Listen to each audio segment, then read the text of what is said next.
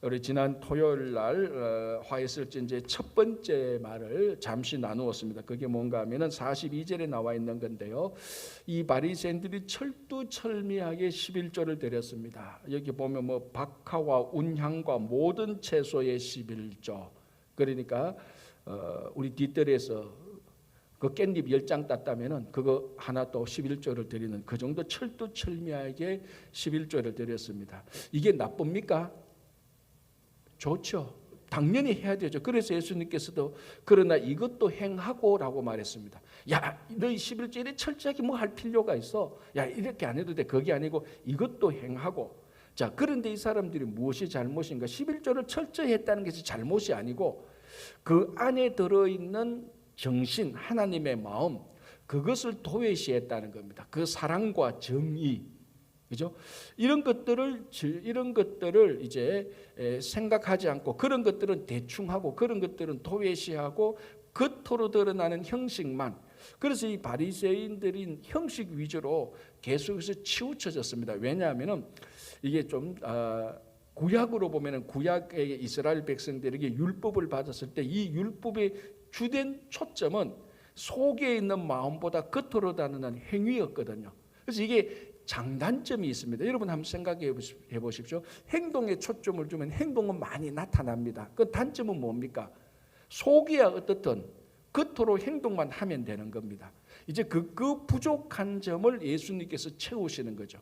자, 그러면 이게 또 반대로 되면은 이 마음만 계속해서 다독거리면은 마음에는 좋은 게 있는데 겉으로 드러난 행위가 모자라게 되는 겁니다. 그러니까 이 두 개가 항상 같이 가야 되는 겁니다. 내 마음이 어떠하면 행동도 어떠해야 되는 겁니다. 내 행동이 이러하면은 그 안에 있는 마음도 이러해야 되는데 이 바리새인들은 행동과 마음은 어떠한데 행동은 저떠했다는 겁니다. 안 맞는 겁니다. 이 두 개가 같이 맞아야 되는 거예요. 그러면 어느 게 더 중요합니까? 마음이 중요합니까? 행동이 중요합니까? 어느 게 더 중요합니까?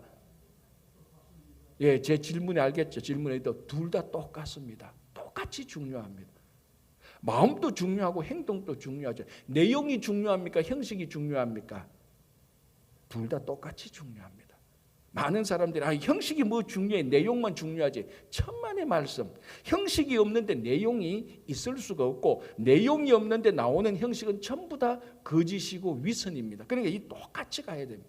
그래서 우리는 늘 우리 심령을 살펴야 되고 우리 행동을 똑같이 살펴야 되는 겁니다. 그래서 예수님께서 그러나 이것도 행하고 저것도 버리지 말라. 무슨 말인가 하면 철두철미하게 행하는 11조도 행하고 그 마음속에 원래 있어야 되는 하나님을 사랑하고 하나님의 그 사랑에 있어야 되는 공의로운 일, 그것도 버려서는 안 된다. 그것도 똑같이 있어야 된다는 것입니다. 그래서 목사님 이것이 늘 안 되는데요. 안 되는 게 정상이죠. 어떻게 우리 사람이 심령하고 행동이 똑같이 맞춥니까?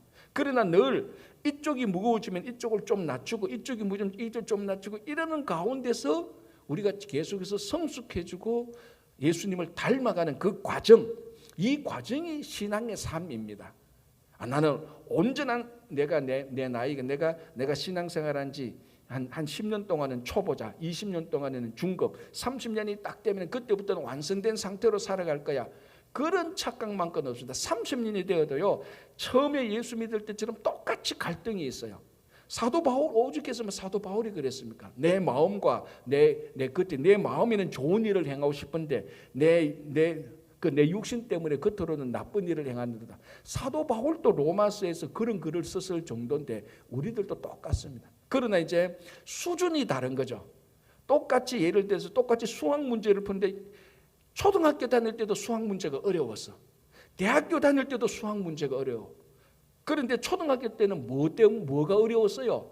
5 빼기 3이 어려웠어. 근데 대학 때는 이 집게 어마어마한 무게, 어떤 행동이 움직일 때 가속도가 움직일 때 이 가속도가 그 물체에 묻히는 영향이 어떤 그런 게 어려워. 어려운 건 똑같이 어려워. 수준이 달라. 그런데 대학생이 5 빼기 3 가지고 어렵다고 고민하면 이거는 안 되는 거죠. 그러니까 우리가 신앙생활할 때 늘 갈등과 고민이 항상 있습니다. 이게 내용과 형식에 있어서 또 여러 면에 있어서. 그런데 무엇으로 갈등과 고민을 하느냐는 겁니다. 신앙생활을 50년 했는 사람이 처음 예수 믿는 사람들이 갈등하는 거하고 똑같이 갈등한다면은 그게 진짜 유치한 거죠. 그러나 그 신앙의 연륜에 맞게, 그 신앙의 그 경륜에 맞게 갈등을 해야 계속해서 성숙해서 올라가는 겁니다. 그래서 우리는 내용과 형식이 계속해서 어떨 때는 이게 올라가고 어떨 때는 이게 올라갈 때도 항상 균형을 잡을 때 그러던 사이에 성숙해지고 어느 날 볼 때 많이 예수님을 닮아가는 겁니다. 자, 43절 화 있을진저 너희 바리새인이여 너희가 회당의 높은 자리와 시장에서 문안받는 것을 기뻐하는도다. 자, 이거 우리 마태복음 할 때도 제가 한번 얘기했습니다. 자, 회당에 들어가면은 회당장이 앉는 자리가 있고 그 옆에 앉는 자리가 오늘 요 성경에서 말하는 높은 자리입니다. 그러니까 뭐 저희 교회는 이런 거 없는데 다른 현재도 다른 교회 가고 여러분 어릴 때 가면은 여기 보면 의자들이 쫙 나열대가 있지 않습니까? 우리 코로나 있을 때는 이 동양제일교도 의자들이 쫙 나열대가 있습니다. 이제 뭐 예식 담당하는 사람들, 보통 예배 같으면 이제 예배 기도자, 뭐 성경 봉독자, 예배 인도자, 설교자가 쫙 올라가서 앉아되면은 여기 앉아 있는 분들하고 여러분들하고 마주 봅니다, 그죠? 그러면 여러분들은 안 볼래야 앞에 있는 사람을 안 볼 수가 없습니다. 뭐 눈 감으면 어쩔 수 없겠지만 다 봅니다. 그러면은 회당의 높은 자리에 앉은 사람은 그 회당에 참여한 모든 사람들부터 자기는 인정을 받게 되는 그런 효과를 가지게 되는 것입니다. 그래서 회당의 높은 자리에 앉고 싶어하는, 그러니까 자기가 그 사람들에게 인정을 받고 싶다는 그런 욕구, 사람들한테 인기를 얻고 싶어하는, 사람들에게 존재감을 각인시키고 싶은 그런 욕구, 그걸 말하고 있습니다. 회당에 너희가 높은 자리와 시장에서 문안받는 것을 좋아한다. 시장에서 문안받는 건 뭔가 하면은 사람들이 많이 모인 시장에 가면 사람들이 유명한 바리새인이요, 유명한 바리새파, 유명한 우리 뭐 이렇게 존경을 받고 싶어 한다는 겁니다. 왜냐하면은 이제 그 당시에 이런 사람들이 어떤 선행을 쌓고 율법을 잘 지킨다면 소문이 나는 겁니다. 뭐 당연하죠. 그러면 시장에 사람들이 많이 모인 데 가면은 저 봐라, 저분이 바로 저 바리새인이야. 저 사람이 이번에 어떻게 큰 일을 했다지. 야, 저 사람이 우리말로 하면은 그렇게 율법을 잘 지키는데 철두철미하대. 야, 우리 가서 인사나 하자. 이런 식으로 똑같은 겁니다. 회당의 높은 자리에 앉거나 시장에서 문안받는 것, 자기 존재감을 드러내는 겁니다. 계속해서. 자, 이것이 인간의 어떻게 보면 본능적인 욕구인데 이 본능적인 욕구가 이게 신앙생활에서 자기를 자꾸 드러내고 자기 우월감, 자기 존재감이 과해지는 게 문제라는 것입니다. 자, 사람들에게 인정받고 싶어 하는 것이죠. 자, 그런데 신앙생활은 어떤가 하면 항상 이게 사람들에게 인정받는 것과 반비례해서 하나님은 인정하는 것입니다. 사람들이 인정했다 그러면 하나님은 인정을 덜해지는 것이죠. 자, 우리가 마태복음을 보면은 뭘 알 수 있는가 하면 이거 같은 맥락의 마태복음을 보면요. 여러분 이 당시에 유대인들의 3대 신앙 행위가 있습니다. 무엇인지 압니까? 기도, 금식, 그리고 구제. 예수님께서 기도, 금식, 구제에 공통적으로 주신 말씀이 있습니다. 무슨 내용일까요? 한번 생각해 보십시오. 기도도 구제도 금식도 공통적으로 주신 말씀입니다. 뭡니까? 제발 좀 티내지 말라는 겁니다. 자, 기도, 골방에 들어가서 기도하라 그랬습니다. 금식할 때 어떻게 하라고 했죠? 금식 안 하는 것처럼 보이라. 그래서 어떻게 하라고요? 얼굴에 기름을 바르고 슬픈 기색을 하지 말라. 누가 봐도 이분 금식하는구나. 우리 나는 한 끼도 못 굶는데 이분은 며칠 금식했을까? 얼굴에 이미 금식하는 기분이 딱 나. 그렇게 하지 말라는 겁니다. 구제 어떻게 하라고요? 오른손이 하는 걸 왼손이 모르게 하라는 겁니다. 여러분 오른손이 하는 걸 어떻게 왼손이 모르게 합니까? 그러니까 신앙의 3대 행위 기도, 구제, 금식의 공통점은 제발 사람들에게 티 안 나게 해라. 그러면은 하나님이 다 알고 계신다는 거예요. 그래서 논리적으로 말하면은 사람에게 티나게 하잖아요. 그 점수 다 깎아 먹는 거예요. 정말 기도와 금식과 구제를 아무 사람이 모르게 했다. 하나님이 다 알고 계신다는 겁니다. 그걸 요 바리새인들이 놓쳤다는 겁니다. 그래서 회당의 높은 자리, 그리고 시장에서 문하는 건 특히 구제와 관련되어 있습니다. 그래서 마태복음에 그때 신앙에서 문화를 어떻게 하면 나팔을 쫙 붑니다. 그러면 사람들이 다 보잖아요. 다 볼 때 어떻게 합니까? 구제를 쫙 하는 거예요. 그러면 와, 저분이 이번엔 이만큼 구제를 많이 했구나. 아, 물질을 잘 사용하는구나. 그 순간에 하나님은 하나님의 마음에서 기억에서 지워버리는 겁니다. 그런데 우리 말하면 티나게 하지 말라.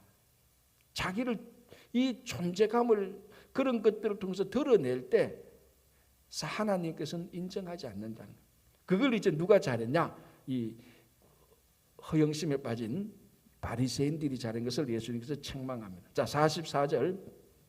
화 있을진저 너희여 너희는 평토장한 무덤 같아서 그 위를 밟는 사람이 알지 못하느니라.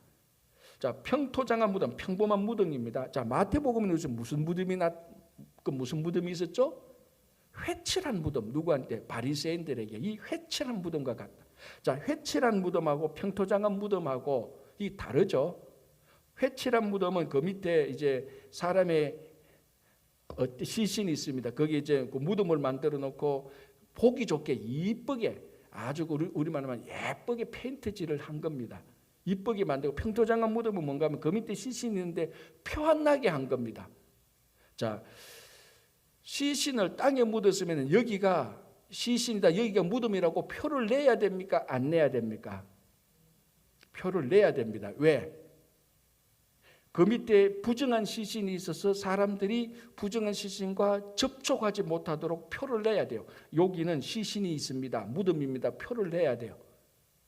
그런데 회칠한 무덤은 그 표를 너무 과하게 내서 아주 이쁘게 내서 이 밑에는 그 부정한 시신이 있지만 그토록 회칠한 무덤을 해서 이쁘다, 좋다, 밑에 부정한 게 없다라는, 부정한 것이 아니다라는 것을, 속에 있는 것을 애써 부정하는, 그러니까 겉과 속이 다르게, 겉과 속이 다르게 회칠한 무덤을 했고, 평토장한 무덤은 뭔가 하면 안에 있는 것을 없는 것처럼 만들어버렸어요. 둘 다 문제죠. 자, 회칠한 무덤은 쉽게 말하면 있는 척 하는 것이고, 평토장한 무덤은 없는 척 하는 거예요. 둘 다 문제죠. 있는데 없는 척 하는 것도 문제고 없는데 있는 척 하는 것도 문제예요. 안에 시신이 있는데, 안에 더러운 시신이 있는데 회칠한 무덤으로 깨끗하게 만들어서 그 안에 더러운 시신이 아니고 깨끗한 것이 있다라고 하는 것처럼 회칠한 것도 문제고, 더러운 시신이 있으면 더러운 시신이 있다는 것을 알려서 다른 사람들이 그 더러운 시신을 터치 못하도록 막아줘야 되는데 그것도 없는 척 해버리니까 그것도 문제라는 겁니다. 공통점은 뭡니까? 겉과 속이 다르다는 겁니다. 다 지금 똑같은 말을 이렇게도 말하고 저렇게도 말하는 겁니다. 그 안에 시신이 있으면 시신이 있다는 것을 그대로 드러내면 됩니다. 그거를 자꾸 감추려고 하고 그걸 자꾸 이상하게 포장시켜서 자꾸 한국말 하면 체면 문화처럼 허례의식, 허위가 아니고 허례의식처럼 허영기가 있는 것처럼 없는 척에도 문제고 있는 척에도 문제입니다. 우리 안에 있는 부족함을 그대로 드러내면 돼요. 우리 안에 부족함을 감추어서 반대로 말하는 것도 문제고 부족함이 있는데 없다고 말하는 것도 문제예요. 그래서 평토장한 무덤 같아서 그 위를 밟는 사람이 알지 못한다. 위를 밟는 사람이 알아야 됩니다. 여긴 무덤이구나. 이 안에는 더러운 시신이 있어서 우리가 접촉하면 부정한 사람이 되는구나. 둘러갈 수 있도록 만들어 놔야 되는 겁니다. 그런데 그걸 안 해놨으니 너희 안에 부정한 것을 없는 것처럼, 부정한 것이 없는 것처럼 부정하는 너희들이 문제다라고 얘기를 하는 겁니다. 자, 45절. 한 율법 교사가 예수께 대답하여 이르되 선생님 이렇게 말씀하시니 우리까지 모욕하심이니까. 자, 계속 지금 화 있을진저 너희 바리새인이여 막 이러니까 옆에 있던 한 율법사, 바리새인 한 율법사가 와서 아니 우리도 다 욕하는 겁니까? 율법사는 훨씬 더 범위가 넓죠. 그럼 율법을 지키려는 율법을 가르칠 수 있는 우리들 다 지금 욕하고 있는 겁니까? 막 이제 굉장히 서운한 마음으로 예수님께서 말하죠. 자, 그러니까 예수님께서 46절에 이렇게 말합니다. 이르시되 화 있을진저 또 너희 율법 교사요 지기 어려운 짐을 사람에게 지우고 너희는 한 손가락도 이 짐에 대지 않는도다. 자, 이것도 우리 마태복음에서 이런 내용으로 나온 겁니다. 율법 교사들 우리도 책망 아닙니까? 라고 말하니까 예수님께서 야 너희들은 하나도 일을 해결해 주지 못하고 일을 해결해 주지 않을 그리고 해결할 능력도 없는 큰 짐. 자 여기서 사람에게 어려운 짐을 지운다는 것은 율법의 짐을 말하는 겁니다. 큰 뭐 바위같이 무거운 것을 어깨 위에 올려서 약 가지고 가 그런 짐이 아니고 율법의 짐. 지키기 어려운 율법을 만들어 놓고 너희들은 저 사람들이 율법을 잘 지킬 수 있도록 또 하나도 안 도와주는구나라고 이렇게 말합니다. 자, 이스라엘 사람들이 이 당시 유대인들이 지켜야 될 율법 가장 대표적인 율법이 뭐죠?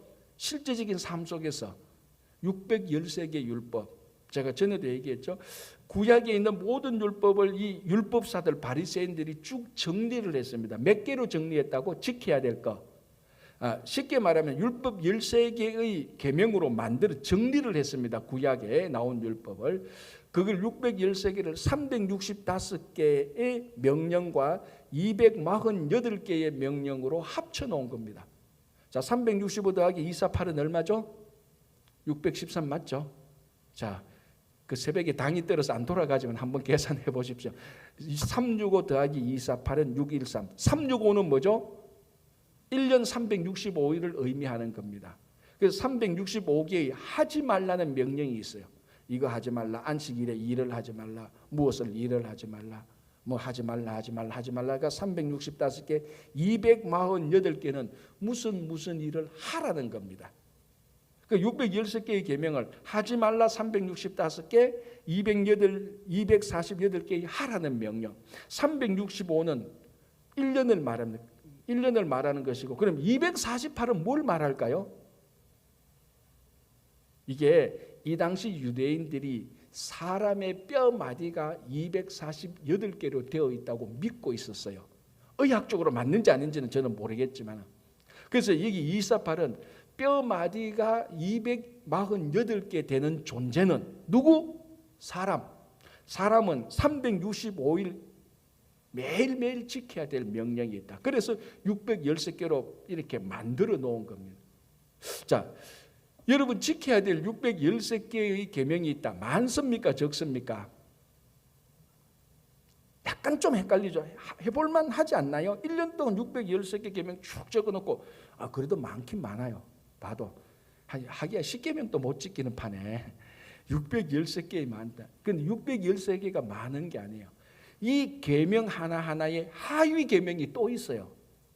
자, 예를 들어서 안식일을 기억하여 지키라라는 그 하위 계명에 39개의 계명이 또 달려 있다니까요. 그 613개의 계명 가운데 안식일을 거룩히 지키라는 그 계명에 보면 그럼 안식일을 어떻게 해서 거룩히 지키는가? 1, 2, 3, 4에서 39개 또 있다는 거예요. 그러면 상상하죠? 613개의 계명이 하위 계명이 다 있으면 이거 따지면은 이거 뭐 수백만 가지가 될 수 있습니다. 물론 어떤 거는 2개, 3개밖에 없지만 안식일 계명에는 39개까지인데 그중에 32번째 계명이 뭐냐? 안식일에는 2글자 이상을 써서는 안 된다. 한 글자만 쓰는 건 일이고 괜찮아요. 2글자 이상 쓰면 안 돼요. 그럼 33번째 계명은 뭐냐? 2글자를 쓰기 위해서 2글자 이상을 지웠어도 안 된다. 한 글자 지우는 거는 괜찮은 거예요. 이런 식으로 지켜야 될 계명이 어마어마하게 많게 되는 거죠. 안식일에 관련돼서 36번째 계명은 뭔가 하면은 안식일 날에 불을 켜서는 안 된다라는 거예요. 그래서 지금도 이스라엘 예루살렘에 가면은 금요일 저녁부터 안식일이 시작되잖아요. 토요일 저녁까지 안식일이 딱 시작되면은 지금도 물론 이스라엘에 가면은 유대인들도 별의별 종이 다 있어요. 여기 퀸즈에 있는 유대인들요. 우리 여기 뉴욕에 있는 유대인도 별의별 종이 다 있습니다. 우리 말은 흔히 말하면 진보적인 유대인, 골보수적인 유대인, 골보수적인 유대인은 지금도 구약처럼 똑같이 살려고 해요. 이제 가장 대표적인 저 윌리엄스버그인데 그런 마을에 있는 사람들이잖아요. 지금도 뭐 거의 구약 시대로 똑같이 살아가는 사람들 그런 사람들인데 예루살렘에도 가보면은 별 종류의 유대인이 다 있습니다. 그러니까 대체로 좀 보수적인 유대인이 많죠. 이 사람들은 지금도 안식일에 불을 안 켜요. 안식일에 엘리베이터 버튼을 안 눌러요. 어떻게 살아가느냐? 어떻게 살까요? 그래서 아르바이트 하는 사람으로 사용해요. 안식일 날 우리 불을 켜려면은 아르바이트 하는 사람들이 와서 자기 집에서 불을 켜줘야 돼요. 자기는 불을 안 켜도 자기는 불을 켜서는 안 되니까. 그거 되게 쉬운 아르바이트 같아요. 내 같으면 잘할 것 같아요. 불 켜주고 엘리베이터 켜주고 엘리베이터 버튼 눌러주고 문 닫아주고 불 꺼주고 뭐 그 정도로 지키는 겁니다. 자, 여러분 신앙의 거룩함이라는 것은 불편함과 어려움을 잘 감당해서 거룩한 사람이 되는 게 아닙니다. 이게 착각이에요. 저 사람은 저렇게 불편하고 저렇게 어려운 것을 어떻게 30년 동안 했을까? 와, 거룩하다. 과연 그럴까요? 뭐 그런 사람도 있을 수 있겠지만 30년 동안 철두철미하게 지켰으면 그 근성은 알아줘야 돼요. 진짜 지독하다 그건 알아줘야 돼요. 그러나 지독하다 하는 것하고 예수님이 말하는 거룩하다 하는 것하고 같을까요? 천만의 말씀. 우리는 성령으로 거룩해지고 말씀과 기도로 거룩해지는 것이지 율법 계명 하나를 30년 동안 철두철미하게 눈이 오는 비가 오는 난 이건 잘 지켰어. 그건 자기 고집이지 거룩함이 아니에요. 많은 성도들이 이걸 착각하고 있어요. 우리의 거룩함은 우리 힘과 노력으로 되지 않습니다. 성경이 말하는 거룩함은 성령께서 우리를 거룩하게 시키고 거기 순종하고 겸손함으로 내 부족함을 인정하고 늘 주님께 의존함으로 거룩해지는 것이지 내가 40년 동안 이거 하나는 철두철미하게 지켰어요. 내가 저런 인간들하고는 달라요. 그게 바로 오늘 바리새인들이 했던 말하고 똑같은 겁니다. 자기 고집, 자기 성질의 근성, 그것을 거룩함으로 착각하고 있는 것입니다. 그래서 계명을 많이 만들어가지고 그것을 철두철미하게 잘 지키면은 거룩한 사람이 되는 것처럼 착각하고 있었다. 그게 중세시대의 사람들이 그랬잖아요. 그래서 자기 마음에 유혹이 드는 생각이 있으면 어떻게 합니까? 채찍으로 자기 몸을 치는 거예요. 이 몸에 붙은 마귀야 도망가라 그러면서. 자, 가장 쉽게 말하면 사춘기에 있는 남자아이들은 아름다운 여성을 생각해요. 그게 하나님께서 만드신 사람의 생리적인 정상입니다. 그런데 사춘기 때 남자아이들이 아름다운 여성하고 데이트하고 키스하는 것을 생각했다. 이 마귀 붙었거나 채찍으로 친단 말이죠. 그러면 거룩해지는 것처럼 착각하고 있던 것입니다. 오늘날에도 예수 그리스도의 복음과 진리와 은혜를 듣고 믿는 사람들조차도 여전히 그 속에 율법적 복음으로 살아가는 사람들이 얼마나 많은지 모릅니다. 내가 이거 30년 했는데 이거 40년 했는데 얼마나 거룩하냐. 이거는 절대 변경 안 돼. 자, 제가 겪었던 얘기를 이제는 10년이 지났으니까 하나하나 봉인을 풀어도 되겠죠. 그 전에 있었던 교회에서 교회는 미국 교회를 렌트해서 이제 예배를 드립니다. 그러니까 한시에 예배를 드리죠. 여름에 여러분 미국 교회 본당에 에어컨 없는 교회가 태반이에요. 오래된 건물이니까. 그래서 우리가 그때 미국 교회에서 그 목사님 가서 얘기해서 야 본당에 에어컨 좀 설치하자. 너무 덥다. 우리가 절반 정도 낼게. 그 재정도 없는 데서 절반 정도 낼게 하니까 뭐 그래도 에어컨을 설치하네. 왜 안 하는가 하면 그네들은 원래 11시에 예배 드리는데 더우면 오전 10시에 원래 교인들이 한 5분의 1밖에 안 나와요. 한참 더우면 휴가도 가고 다 나가고 뭐.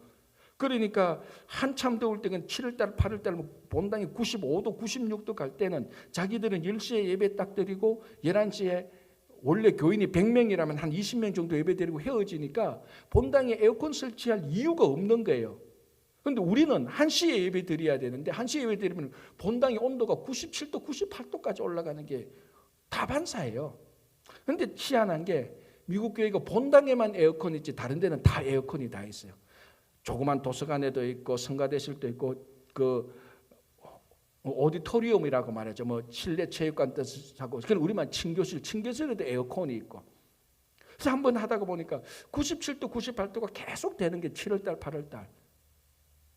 너무 덥잖아요. 여러분 한번 생각해 보죠. 우리 교인들 97도 98도에서 예배 드리자 그러면 몇 명이 남겠어요?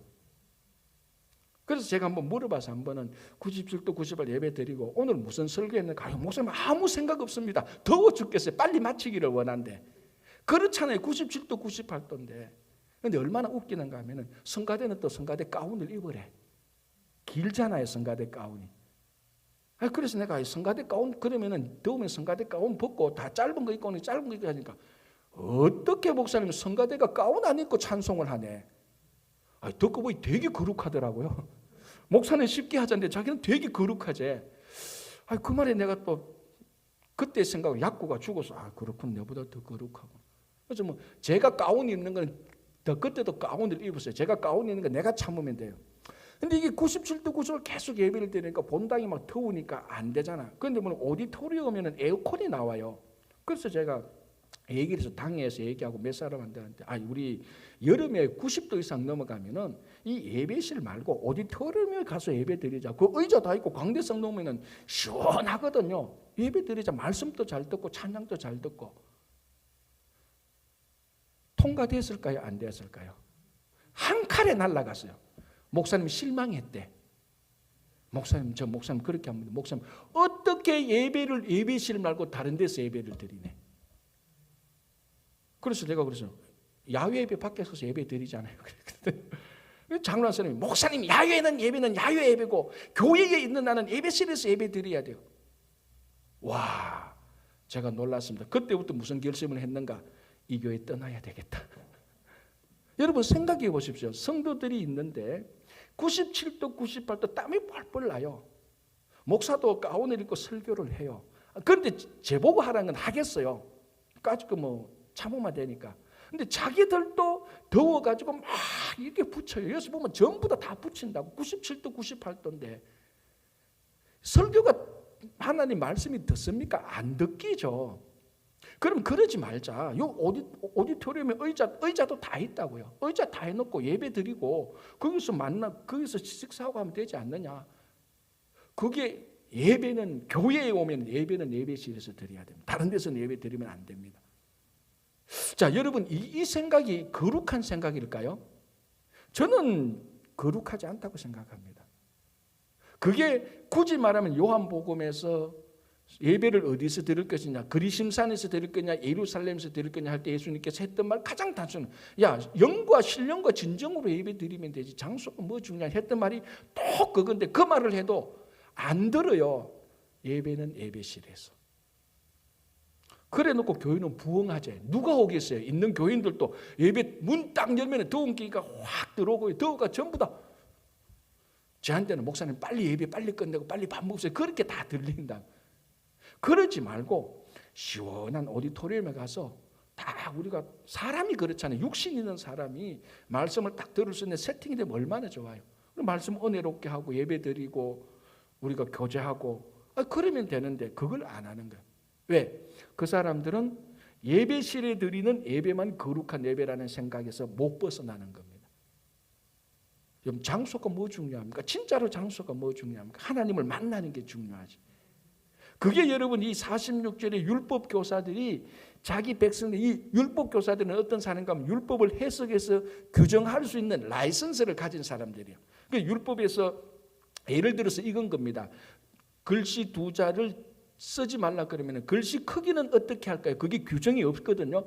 그러면은 그 율법 교사들이 글씨 크기를 정해줄 수가 있는 그런 해석할 수 있는 오솔리티를 가진 사람이 율법 교사들이에요.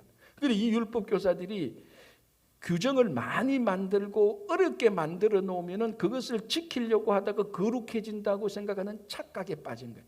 그래서 율법을 많이 만들어 놓고 자기들은 그 백성들이 율법을 지키기 위해서 어렵게 하는데 가이드도 안 해주고 우리말로 팔짱 끼고 지키고 있는 잘 하나 안 지키나 손 하나 안 돼. 이 점에서 손도 하나 안 된다고 말했어요.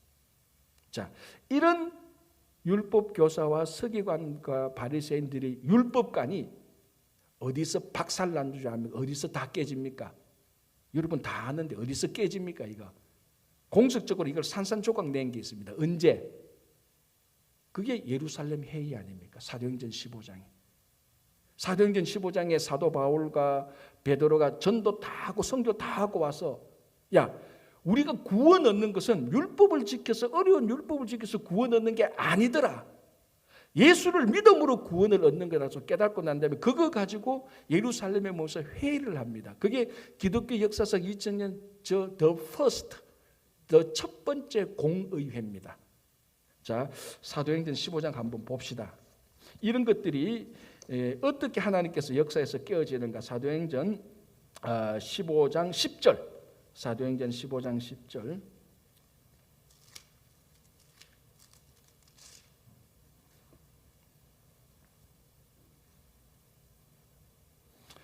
자, 한번 볼게요. 제가 한번 읽어볼게요. 그런데 지금 너희가 어찌하여 하나님을 시험하여 우리 조상과 우리도 능히 매지 못하던 멍에를 제자들의 목에 두려느냐.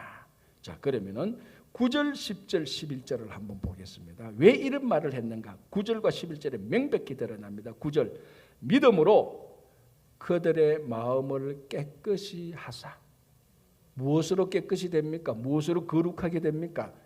믿음으로.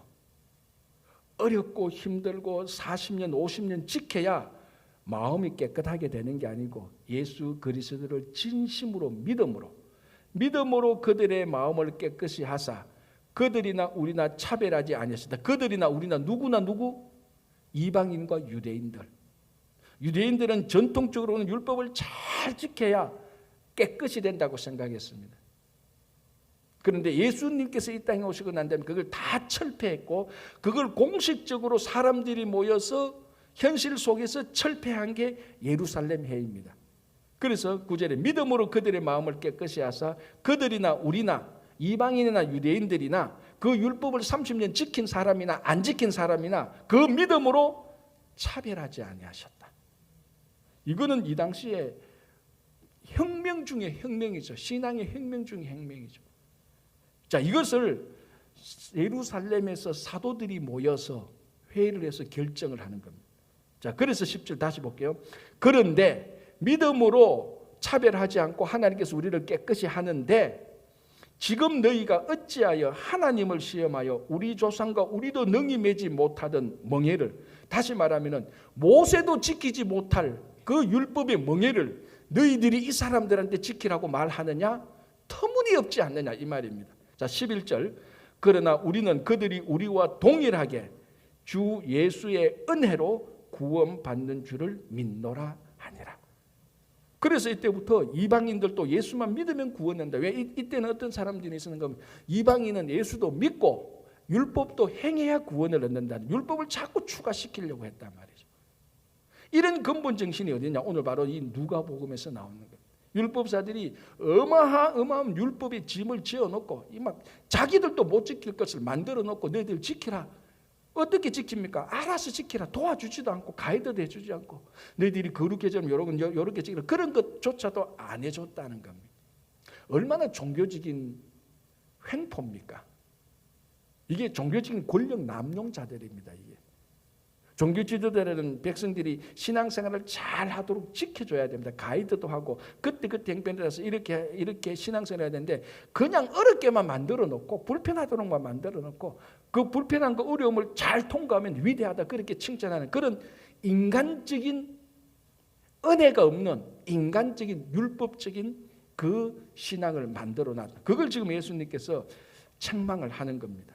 그죠? 자, 47절 보겠습니다. 화 있을진저 너희는 선지자들의 무덤을 만드는도다. 그들을 죽인 자도 너희 조상들이로다. 이와 같이 그들은 죽이고 너희는 무덤을 만드니 너희가 너희 조상이 행한 일에 증인이 되어 옳게 여기는도다. 자, 이게 47절부터 51절까지인데요. 이게 무슨 말인가 하면 너희 조상들은 선지자들을 죽였다. 그런데 너희들은 그 선지자들의 무덤을 만드는구나. 그래서 너희들은 너희 조상들이 선지자들을 죽인 것을 합당히 여기고 너희 조상들이 선지자 죽인 것을 찬동하는구나. 그 말입니다. 자, 이 선지자는 51절 아벨의 피로부터 제단과 성전 사이에서 죽임을 당한 사가랴의 피까지. 왜 사가랴인가 하면 자, 아벨은 알죠? 가인과 아벨의 피로부터. 그리고 사가랴는 왜 사가랴인가 하면 이게 역대기. 자, 여러분 시대적으로 보면 우리가 지금 금요일 날 성경 탐구 40일 공부하잖아요. 거기 보면 시대적으로 보면은 어느 성경책이 제일 마지막 성경책입니까? 구약에 역대기가 제일 마지막 책이에요. 시대적으로 보면 말라기가 아니에요. 역대기가 제일 마지막 책인데 역대기에서 가장 마지막으로 죽는 선지자가 이 사가랴예요. 요아스 왕에 의해서 사가랴가 죽게 돼요. 그래서 아마 여기서 아벨의 피로부터 사가랴의 피레까지 모든 선지자들이 이 선지자들의 그 죽음 그것을 너희 조상들이 했는데 너희는 그 조상들이 선지자들을 죽인 것을 회개해야 되는데 회개하지 않고 이렇게 율법 같은 것들을 철도 못 지킬 걸 만들어 가지고 쉽게 말하면 선지자들을 욕보이는구나. 너희들이나 선지자들을 죽인 너희 조상들이나 똑같구나 라고 지금 말을 하고 있는 것이. 자, 이게 실제로 그러면 이 사람들이 우리 선지자, 우리 조상들이 이 선지자를 죽였는데 우리가 무덤을 이렇게 세우자. 그런 어떤 실제적인 현실 속에서 말하는 것이 아니고 그 신앙의 의미를 말하고 있는 것입니다. 자, 지금도 우리는 선지자들을 죽일 수가 있습니다. 불러내서 칼로 죽이는 것이 아니고 그 선지자들이 선포했던 말씀을 철저하게 무시하고 안 들으면 되는 거예요. 그럼 그 선지자는 아무 효과도 없고 선지자는 우리 시대에 살아나지 못합니다. 우리 시대의 선지자들을 다시 살리는 방법, 선지자들이 했던 말씀을 듣고 지키면 되는 겁니다. 그래서 이 시대의 선지자들을 죽이는 방법, 말씀을 무시하면, 그래서 이 율법사들이 하나님의 말씀의 근본 정신을 무시하고 형식적만 남아있으니 너희 조상들이 선지자들을 죽인 것이나 너희들이 선지자들의 말씀을 오해하고 잘못 듣는 것이나 똑같다. 그런 말을 얘기하고 있는 것입니다. 그래서 보십시오. 52절에 결론적으로 화 있을진저 너희 율법교사여 너희가 지식의 열쇠를 가져가서 너희도 들어가지 않고 또 들어가고자 하는 자도 막았느니라. 이게 마태복음은 바리새인들, 서기관과 바리새인들에게 말하죠. 너희들도 천국에 들어가지 않고 천국에 들어가는 자도 막고 있구나라고 말합니다. 여기서 이제 지식의 열쇠가 뭔지는 모르겠지만 어쨌거나 이 사람들이 가지고 있었어요. 율법사들이. 자, 그리고 이걸 빨리 열어가지고 자기도 들어가고 다른 사람도 들어가도록 해야 되는데 지식의 열쇠가 뭔지는 모르겠지만 이거를 가지고 자기도 열지 않고 자기도 들어가지 않고 다른 사람도 못 들어가게 하는. 교회가 잘못되면 이 꼴이 나는 겁니다. 교회도 천국에 못 들어가고 세상도 천국에 못 들어가도록 막는 그런 꼴이 나는 겁니다. 잘못하면. 그래서 이 말 속에 우리 교회와 성도들이 이거 정말 우리가 이 천국의 열쇠, 예수 그리스도를 믿는 믿음으로 우리도 천국 가고 이 세상도 천국 가도록 해야 되는 것입니다. 그게 오늘 자칫하면 우리는 여기서 나오는 이 율법사들, 서기관과 바리새인들의 이 행위를 똑같이 반복할 수 있는 그런 상황에 빠질 수가 있습니다. 그래서 우리 이 말씀 볼 때 늘 성령에 의하여서 주님을 따라가고 주님의 말씀을 지키는 그런 귀한 여러분들 되시기를 간절히 바랍니다. 기도하겠습니다. 하나님 아버지 감사합니다. 오늘 하루를 시작합니다. 혹 우리 안에 예수님께서 책망하셨던 서기관과 바리새인과 율법사들의 잘못된 허례허식적인 형식과 아버지 하나님 그런 것들에 빠져서 주님의 말씀의 기쁨과 즐거움을 놓치고 성령의 인도하심을 놓치고 있지는 않은가 되돌아볼 수 있도록 도와주시옵소서. 우리의 고집과 우리의 폐쇄적인 것과 우리의 아버지 아집을 다 깨뜨려 주시고 늘 주님의 말씀 앞에 순수히 나아가며 성령의 인도하심을 받아 살도록 도와주시옵소서. 주님 다시 기도합니다. 우리 가운데 여러 가지 어렵고 힘든 분들, 이창근 집사님 이하 여러 환우들 주님께서 꼭 치유하여 주시고 회복시켜 주시고 어렵고 공경에 처한 우리 형제자매들 주님께서 다시 일으켜 세워 주시옵소서. 우리 자녀들, 우리 가정, 일터 다시 한번 기도하오니 도와주시고 아버지 우크라이나 사태 속히 회복해 하여 주시고 주님께서 사랑하신 친구교회를 지켜주시고 교회에게 맡겨주신 사명을 잘 감당케 하여 주시고 이 사순절 기간 또 다음 주 고난주간 부활을 기대하는 소망 가운데 살게 하여 주시옵소서. 감사하오며 예수님의 이름으로 기도하옵나이다. 아멘.